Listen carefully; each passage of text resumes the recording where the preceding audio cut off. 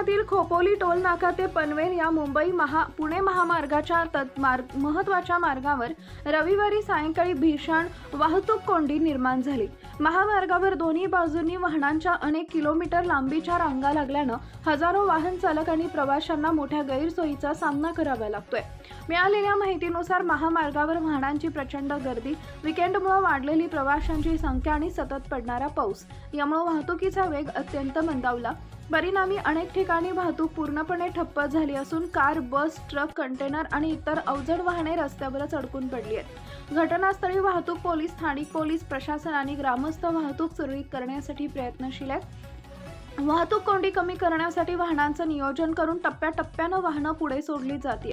मात्र वाहनांची संख्या मोठी असल्यानं परिस्थिती पूर्णपणे पूर्ववत होण्यासाठी काही वेळ लागण्याची शक्यता व्यक्त केली जाते।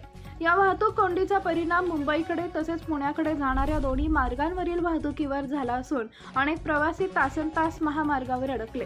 काही ठिकाणी रुग्णवाहिका आणि अत्यावश्यक सेवांच्या वाहनांनाही मार्ग काढण्यात अडचणी येत असल्याची माहिती समोर येते। वाहन चालकांना प्रशासनाचे आवाहन, संयम राखून वाहन चालवावे, वाहतूक पोलिसांच्या सूचनांचं पालन करावे, शक्य असल्यास पर्यायी मार्गांचा वापर करावा, अनावश्यक प्रवास टाळावा, वाहनांमध्ये पुरेसे इंधन, पिण्याचं पाणी आणि आवश्यक औषधं ठेवावीत। प्रशासनाकडून वाहतूक सुरळीत करण्याचे प्रयत्न युद्धपातळीवर सुरू असून परिस्थितीवर सातत्यानं लक्ष ठेवलं जात आहे।